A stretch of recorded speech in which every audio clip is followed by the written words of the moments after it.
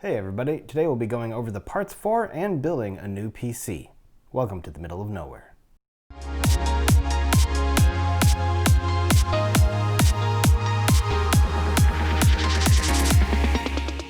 What you see before you are the parts for a new PC build that I call a Ludicrous build, and I'll get to why I call it Ludicrous in just a second. First I want to kind of go over the background for this build. Back in early June I set out to build a kind of an all-arounder PC. However, there just weren't any parts available, so I was going to go for kind of the 3300X, a 2060 Super, and a reasonable motherboard, possibly a full ATX motherboard this time, or regular ATX, sorry, in the Tomahawk Max. Again, nothing was available. So I threw caution to the wind and said, you know what, let's go for a 1440p build, finding a graphics card that will support that, in this case the 2070 Super, and building the parts around that theme. So what I ended up doing is building a 1440 capable gaming machine for under $1,000 US. However, the graphic card alone is about 50% of that cost. So I had to make concessions everywhere else. And so that's why this build to me embodies that sentiment of being ludicrous. I have a very expensive GPU, and for as much as I could, went very inexpensive everywhere else. Additionally, you might be wondering, well, what's this backplate? GPU doesn't have that, it's EVGA, not MOK. Well, the KO Gaming, which is a very nice looking card actually, a nice plastic black shroud, black chrome looking fin array on the heatsink, and then copper pipes, it doesn't have a backplate. So I went and made my own. And I have a video for that too, which you can check out later if you'd like. So anyway, what we're going to do today is go over the parts I chose, why I chose them, and then do the build itself. And I'll probably save benchmarks for another video, just because I think it will end up getting too long by that point. But let's go ahead and start with the parts. Okay, so we have the graphics card. We're going to start with this as the center of this piece. 2070 Super is 1440p capable. This version, the KO Gaming by EVGA, is on par with the Founders Edition in terms of core and boost clock. There is no overclock out of the box with it. Currently, you can get it for maybe anywhere from $524 to $549, which is not ideal. The Founders Edition, as of today, July 30th, 2020, is available, as is the Gigabyte version I previously mentioned, for $499. The Gigabyte version comes out of the box with a 15 megahertz overclock on the boost, so you might want to entertain that card and not have to worry about fiddling with any kind of manual overclock. For our motherboard, we went with the Gigabyte B450 DS3H, B450M rather, DS3H. Is a M-ATX motherboard. This is your bottom of the barrel in terms of cost and features motherboard for the B450 chipset that still has 4 DIMM slots. You can probably find cheaper, but they'll only come with 2 DIMM slots and probably less PCI Express slots for expansion. Again, also have a video going over this motherboard too, so be sure to check that out. For our power supply, if any of you have been in the market for a PC, you'll know that power supplies are just impossible to find. I have a 700 watt bronze certified from EVGA. It's not modular. I was able to find this for about $74 US. Again, would have preferred something that was either semi-modular or even certified gold, but nothing was available, especially when trying to keep a reasonable price range.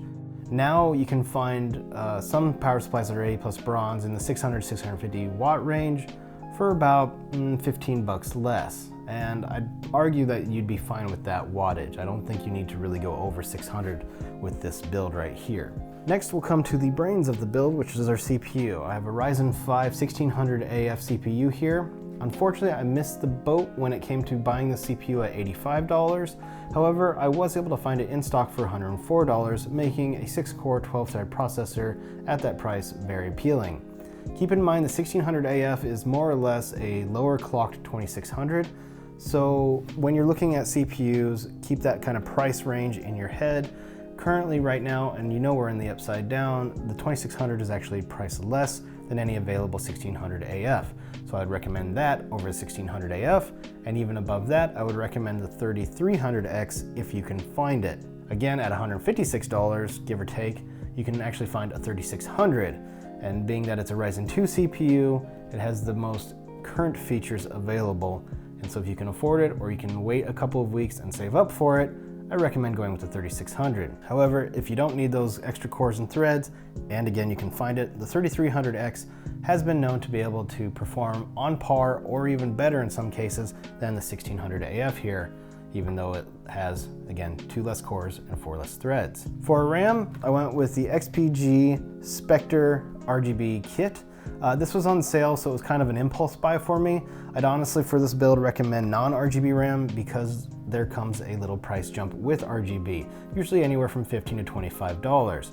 I believe I got this for about $79.99 on sale, but right now you can find DDR3200 CAS latency 16 for around $57. I believe it's a team group kit, which I've used in the past. Highly recommend that. You can also find the G-Skill Ripjaws kit as well for about the same price. Again, I'm going to put an alternate or more current parts list in the description as well as the parts list of everything that I purchased in the description, so you can kind of see how things have changed from the beginning of June to now, which is what is the beginning of August. For our storage, because I wanted to maintain that price range of under $1,000, I knew I couldn't go with the NVMe drive, unfortunately. So instead, we have a 256 gig SATA SSD, silicone power, what is this, the A55, I believe. And during my research, it's reviewed well by customers. It's been reviewed well by tech tubers and other people in the industry as well. It is 3D NAND storage, and then it has a cache as well. Not a RAM cache, but like I want to say QLC or SLC cache. I'm not 100% sure which, but anyway, it also comes with a 3-year warranty, which makes it a pretty good choice there. For mass storage, I went with what I went with the previous build, which is Western Digital's 1TB blue drive. It's $44.99, hell of a deal. If you want to spend anywhere from $5 to $10 more, you can double your capacity and get the Seagate Barracuda 2TB hard drive. This is arguably probably the cheapest case with a tempered glass side panel, and this is Cougar's MX330G. Now at $44.99 at the time of purchase, it made it a very tempting deal for me, and because of the fact that it still came with tempered glass at such a low cost, I really wanted to check it out. Again, I have a separate video on this as well that overviews it and goes over its features and its pitfalls. By going very cheap though, you end up losing fans, right? You only have one fan in this case. Most cases nowadays anyway come with maybe 1 to 2 fans if you're lucky. But because it only has one fan, I had to spend more money to get additional airflow. So I bought 2 Arctic 120 PWM fans. These are static pressure fans and PST. It's actually really kind of cool that you can daisy chain them, which is nice. And they're not RGB obviously, and they're cheap. You can buy them individually for $10 or get a 5-pack for about $28. I would argue go for the 5-pack. You could always eBay the remaining fans to make some of that money back. But when you do buy the 5-pack, the cost per fan lowers to about $5.60. So that makes it a hell of a deal. Plus you can use more than just 2 in this case. You can end up replacing the back fan, and you can at least put 2 fans up top anyway, so you use 4 out of the 5. Because the motherboard only has 2 fan headers, I did have to buy an inexpensive little fan hub. Because the case had only 1 fan, because the motherboard only has 2 fan headers, there are additional costs associated with this build that could probably be avoided by choosing a different case that maybe has more fans, or a motherboard that's only a few dollars more that has more fan headers, such as the ASRock B450M Pro 4 or even the Gigabyte Aorus M. Now, if you really want to kind of step it up to the B550, you could even go to the Gigabyte B550M version of the DS3H at $94, and ASRock also has a couple of motherboards for $114. I believe those end up being the most inexpensive, or least expensive, however you want to phrase it, B550 motherboards with 4 DIMM slots. Again, I believe there's actually a very inexpensive one, maybe even in the high 70 range, that has 2 DIMM slots. But I try to strive for 4 DIMM slots and also look at the PCI slots that are available, because expansion's a good thing. And I think that kind of sums up all the parts. So all that's left now is to build.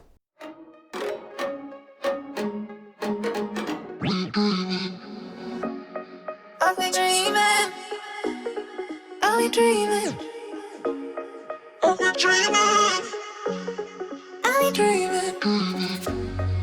been dreaming. we dreaming? Are we dreaming? Are we dreaming? What we dreaming? Are we dreaming? Are we dreaming?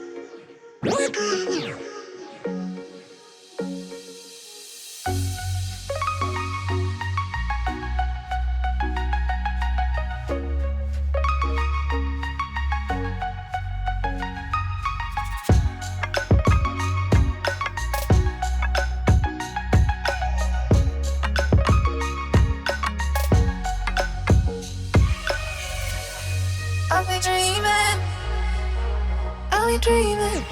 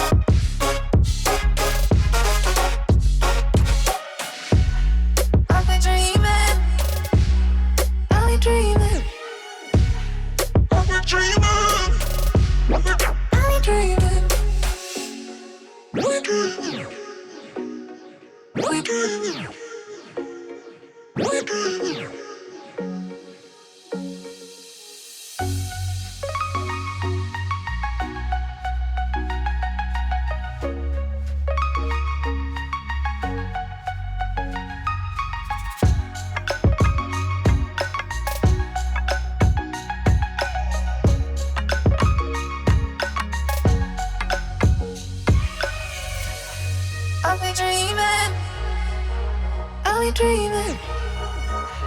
Are we dreaming? Are we dreaming?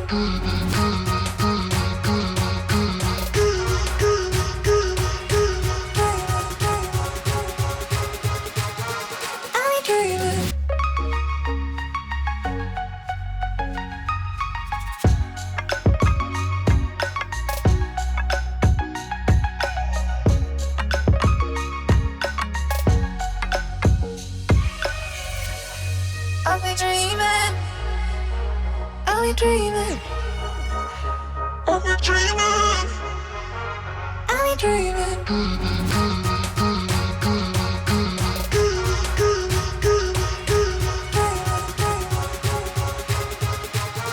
Are we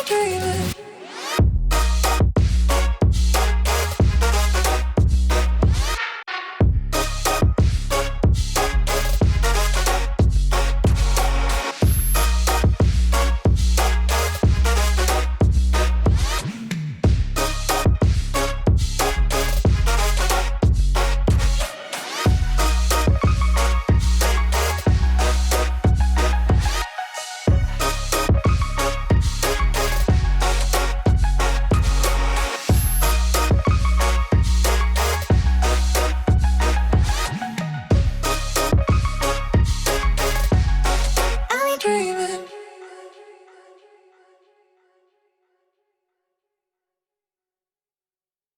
It's been a few days since I completed this build and I've had a chance to install Windows, update everything, and do some testing with games, but it's all nice and good. So now I just want to kind of talk to you about the build process, any kind of obstacles or things that I've encountered, and just kind of generally give you an idea of how it's performed. When it came to building in this case, the Cougar MX330G, there are a few quirks. One, I had to move a couple of standoffs around, which is to be expected as it's an M-ATX motherboard as opposed to regular ATX. I didn't have to insert any extra standoffs. Additionally, due to cable routing holes, there is actually one missing standoff right about here. I didn't like this, mostly because it leaves the motherboard less stable, and when I was plugging things in like the SATA connections, the 24-pin power, I could definitely feel the motherboard flex. So Cougar, if you're listening, don't do this for your next iteration of this case. On the back, when it came to cable routing, definitely make sure if you insert a fan hub that you position it low enough that it takes advantage of the side panel outdent. The case as it is just, there's not enough depth between the edge of the case and the motherboard tray for anything large to stand out. And when you're plugging in fan headers, you're adding extra height. So definitely make sure you're positioning things so that they take advantage of that outdent on the side panel. For the CPU cooler, I encountered a new little quirk or design feature, I suppose. For the 1600AF, the CPU cooler is held on not just only by tabs, but also two screws at the top here. The 3200G and the 3600 did not have that. They were only held on by tabs. So yeah, I basically snapped the shroud. So if you get 1600AF or even any of the CPUs, make sure you look to see if the shroud is held on by screws if you're going to reposition it from the so the logo is up top as opposed to the side. Additionally, I ended up changing where I plugged the CPU cooler. Instead of the top fan header here, I ended up plugging it into the secondary fan header on the motherboard itself, so that way the hub could take advantage of the fan header near the top due to the cable length. Thankfully, Gigabyte's fan headers are all hybrid design, so basically any fan header can be a CPU cooler, fan header, or AIO pump, or anything like that, which is a really nifty feature when it comes to trying to get creative with plugging in your headers. The reason I didn't plug the CPU cooler into the fan hub itself is because if that hub breaks, I want the cooler to be able to still be running. When it came to installing Windows, it was a very smooth process. The SSD was formatted automatically by the Windows installer, and afterwards I just updated Windows as normal by using a USB Wi-Fi connector to connect to my home network. Thankfully, my USB install drive was up to date as far as Windows was concerned, so I wasn't installing updates from over a year ago. So in essence, it took maybe an hour to update everything. Additionally, I downloaded Gigabyte's App Center app to be able to download additional drivers for the audio and everything else that went with that. When it came to the BIOS update, I had to first find out what BIOS I had on this motherboard, and it was essentially one update prior, so I did have to do an update. I use CPU-Z, but you can also find out what the BIOS is by just going into the BIOS itself and finding out that way as well. Afterwards, I just downloaded the current BIOS to the thumb drive, plugged it in, went into the BIOS to update, and just waited a few minutes, and there it was. I also set the XMP profile very easily as well as initiated fast boot on this machine, which isn't necessary, but quick booting is always nice.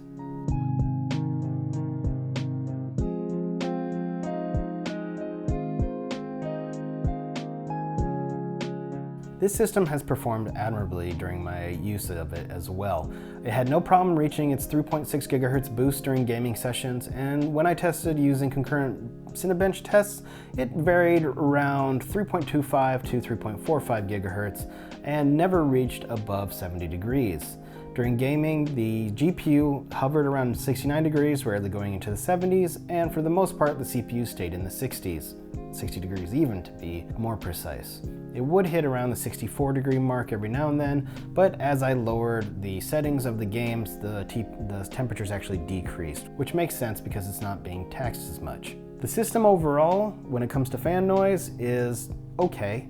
It's not the quietest. It's very lucky that the GPU has a 0 decibel fan mode, so when it's not being taxed, the fans aren't even running at all.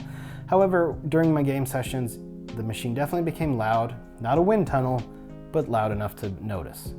Speaking of playing games, this thing could handle games at 1080p max settings, no problem. Additionally, at 1440p, gaming on it was very pleasurable. For the benchmark tests, I stayed around the 100 FPS in Shadow of the Tomb Raider, with a bit more variation in GTA 5. For gameplay itself, Fortnite poses no problem to this system whatsoever, even on epic settings, and Control was a very fun game to play, and when turning RTX on, of course there was a little bit of a dip in the FPS, but it was still a smooth playing experience. When I was plugging in values to create the tables for this benchmark, there are a few things that I did notice. For one, Shadow of the Tomb Raider, the FPS barely moved from setting to setting, which I found interesting. Of course, there was that dip when I turned RTX on, and this is to be expected. For GTA 5, I found some settings on very high, actually enjoyed higher FPS than settings on just high, so I don't quite understand why that happened. And when it came to Fortnite, there was also the same dip as well, or flip-flop rather, on the high setting. The 1440p gameplay got higher FPS than the 1080p. Now I do have a theory on this. I think I might have started the benchmark while I was in the little island lobby or whatever, where players were being gathered, as opposed to on the bus getting ready to dive like I did with every benchmark. So it is possible that that space afforded higher FPS, skewing the average. And then finally, Control, during one of the default settings, I think it was, there was a massive spike in FPS average. And again, I think this might have been during a part in the game where it was just heavy narrative and some cutscenes, and so the FPS was really high there, as opposed to during the normal exploration and combat part of gameplay, where things were a bit lower. That's not to say that any of these outliers invalidates my test. What I think it does really, or shows anyway, is that you're gonna have varying ups and downs in your FPS during gameplay or during a game session, and that's just to be expected. You're never gonna have that constant and consistent FPS all the time, but it is something you wanna strive for, especially during those intense battle sessions, if you play online or if you really were trying to win the story, obviously.